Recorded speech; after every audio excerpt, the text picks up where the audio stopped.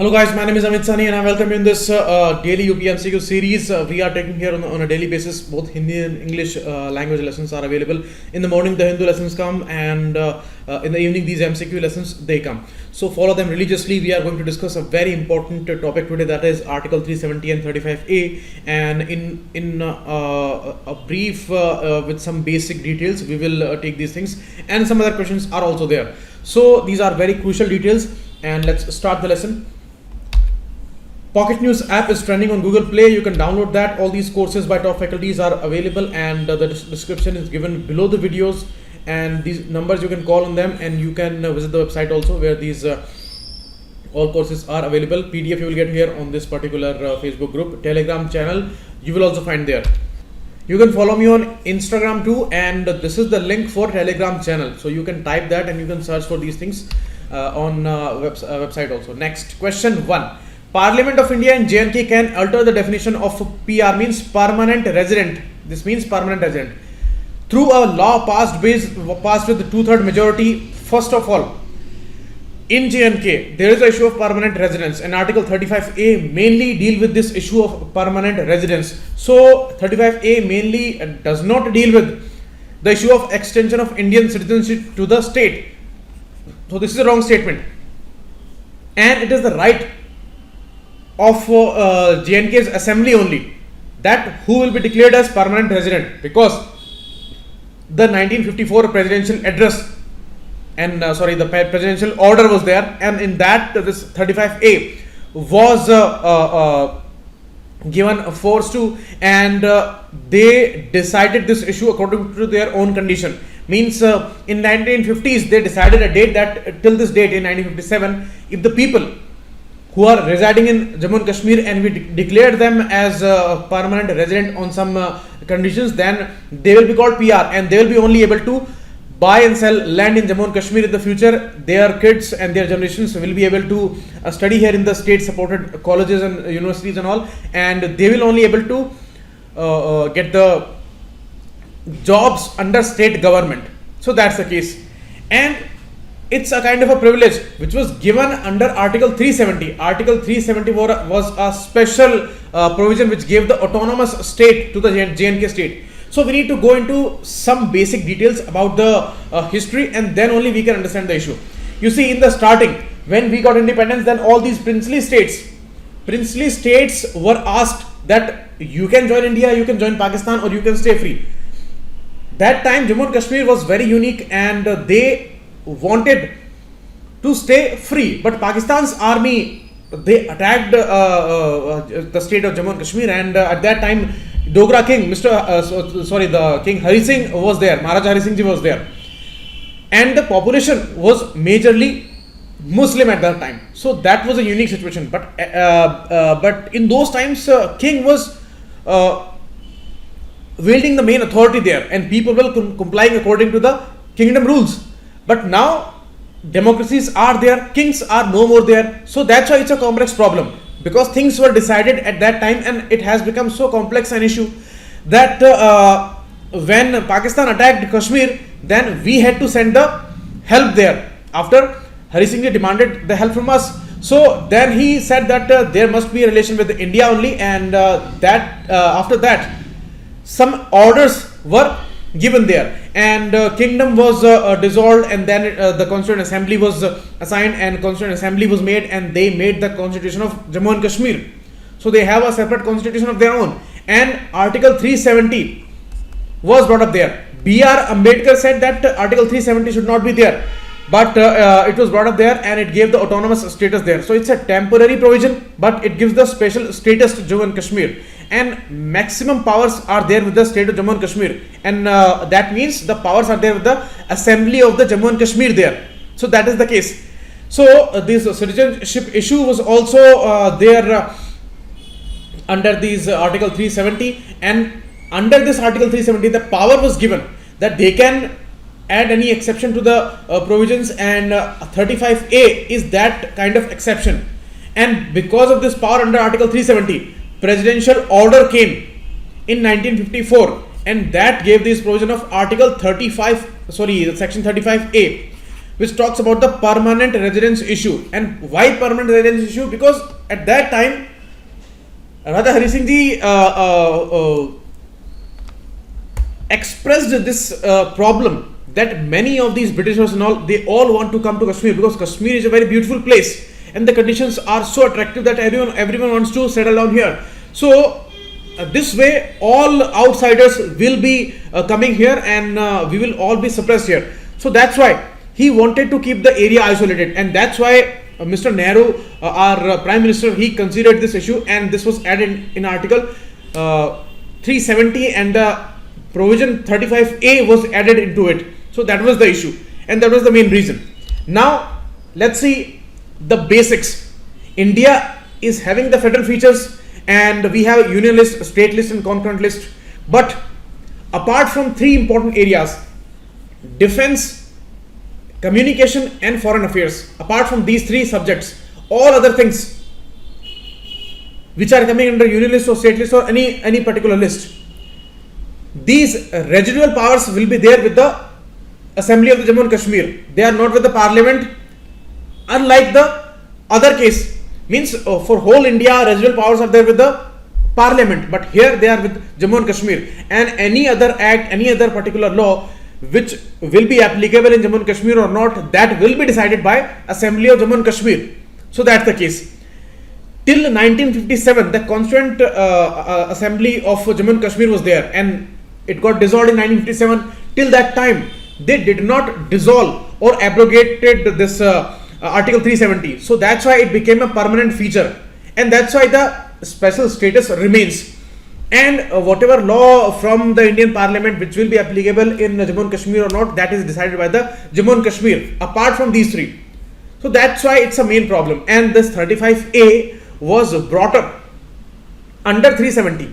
And the Indian Parliament cannot change 370 and it cannot actually cancel it or abrogate it. This is not the Indian Parliament's power. Only option is that India would use some force over the state of Jammu and Kashmir, and that we have not adopted any time now. So now it's a problem. If this 35A, which is supposed to be going under a lot of changes and something big is going to come from Jammu and Kashmir, that's obvious now, and they are preparing for that. Troops are deployed there. So now a situation is there. If the 35A is removed or if it is cancelled by the Indian state, then it's going to be a constitutional crisis, because it was the presidential order according to the Article 370. That is the issue. So the legal issue remains here. So under Article, the legislative issue is there, and under Article 370 only the 35A was there. So it's a very complex problem. 35A was brought up under 370, and 370 is a temporary provision, but it has become the permanent provision, and Indian Parliament cannot change Article 370. So how do we decide about that case? But the issue of permanent residence is a big cause there, and that's the reason that there is a discord, and they want to remain isolated, and that's why many separatist tendencies are also rising again, and these are going on since 2014, because the NDA government's agenda was different from the previous governments, and they wanted to integrate the Jammu and Kashmir state, and they wanted to do it by force actually, but Jammu and Kashmir Assembly does not want it anyway. So that's the thing. So some acts which are applicable to Jammu and Kashmir state, which were made by Indian Parliament, so these are the acts, including the GST also. Okay, All India Services Act also, that is applicable there, and another BSF Act and all these issues. They are apart from these three subjects: defense, communication and foreign affairs. So that's the case. And this Article 370 is under part 21 of Indian Constitution, temporary, transitional and special provision. So it's a temporary one, but Indian Parliament cannot change its provisions. That's again a problematic issue. Only the Constituent Assembly of Jammu and Kashmir that could do something about that, and that got dissolved without changing it. So that's why it has become the permanent feature or the permanent provision there. And latest by April 2018, Supreme Court again said that it has become the permanent feature there, means a permanent provision there, and it's a kind of a permanent status So although it's a permanent status, but you see things may be possible, so they need to find some way there. So that's a very complex issue, and any time when you hear about it or read about it, a lot of confusions are there. So it is not very simple to understand these issues. So you need to be very calm when you read this PDF and listen to these words. And sometimes I'm repeating those words because some things are very important. Okay, so that's the case. And 6 special provisions which are given here, which were brought up by Article 370, means the applicability of the Constitution of India, that is decided under Article 370, and that's why it's a problem. And when you say that Constitution of India is not applicable in some form without the compliance of Article 370, then everything changes. Okay, we may be thinking according to our constitution, but that is not applicable in the state of Jammu and Kashmir. Only some issues are applicable there, and others the permission would be given by Jammu and Kashmir Assembly. So that's the case, and they want to remain specific and exclusive, and they do not want to go along with the main Indian state. So they do not want total integration there. They want to enjoy their special status, and that power is also there with the Jammu and Kashmir. So the problem is there since the start, because we gave them option that you can go free, or you can go to Pakistan, or you can go to India. So that was the main issue, that this problem persists. Okay, so actually that thing was basically problematic, because there was an option, and because of that option only we brought up this Article 370. Otherwise Jammu and Kashmir wanted to be free. So that is the main problem. So many arguments are there. Article 370 was eventually drafted by Gopalaswamy Iyengar, because Mr. Ambedkar, he said no to this provision, and Sheikh Abdullah was trying to consult this issue with Mr. Ambedkar, but that was not possible. So Gopalaswamy Iyengar drafted this, and in part 21 under temporary provision 370 persists. Okay, and under Article 370 the Indian Parliament cannot increase or reduce the borders of the state. So that is also a problem. Means if tomorrow they want to create a separate state, suppose they want to create Jammu as a different state, so they cannot do it because it is given under Article 370. Indian Parliament cannot do that. So that's the issue. And presidential orders came. The Delhi Agreement happened in 1952, and subsequent to this Delhi Agreement, 1954 presidential order came, and with this 1954 order 35A became applicable there.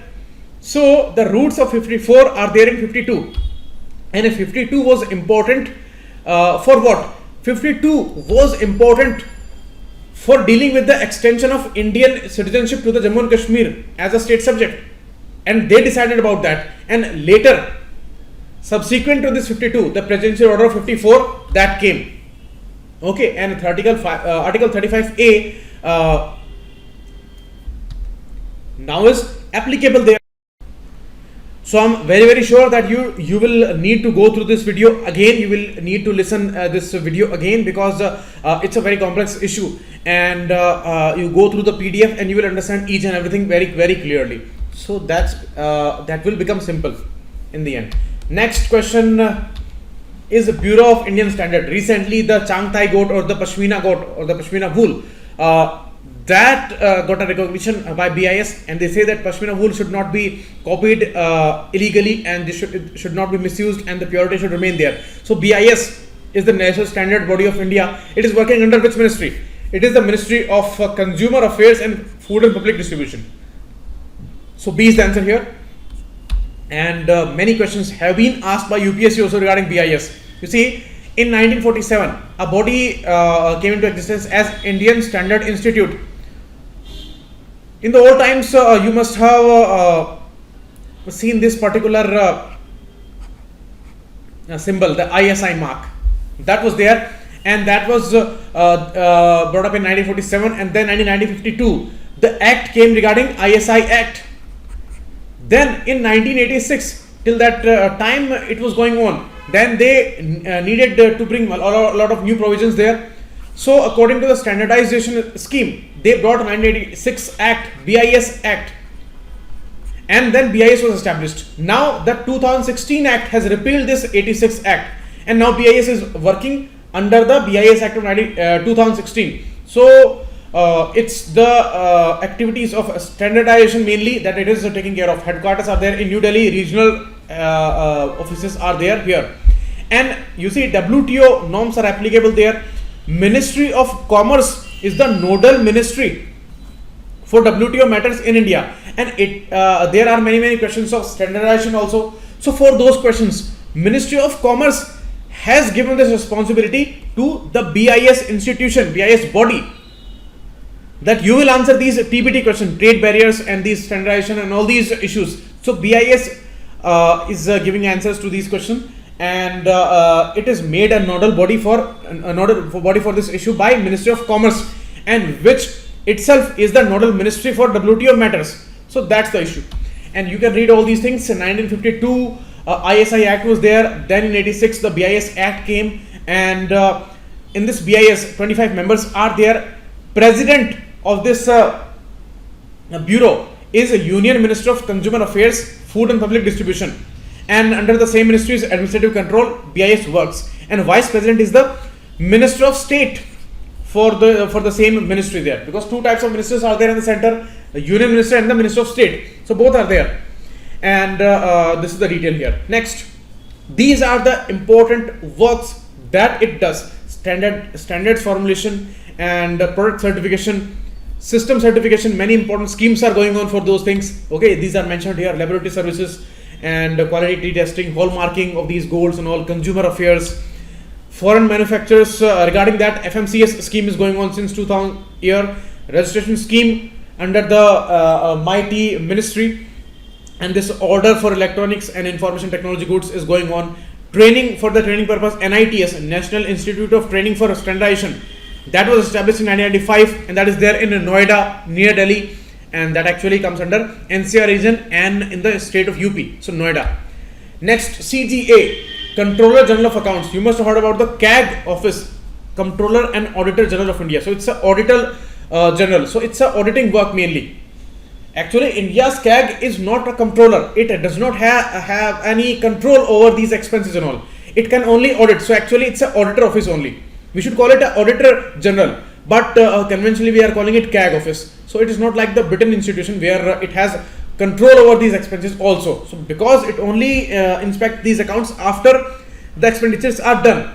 So that's why it's not fully a CAG office. It's an Auditor General. And Article 148 to 151 are related with the CAG office, and it's a constitutional body. So that's the case. So this CGA is different. CGA works under Department of Expenditure under Ministry of Finance. Okay, so it works under the ministry. CAG is a constitutional office and not under any ministry. CAG is friend and philosopher of Public Account Committee. Public Account Committee headed by leader of opposition in the Lok Sabha. We all know about that.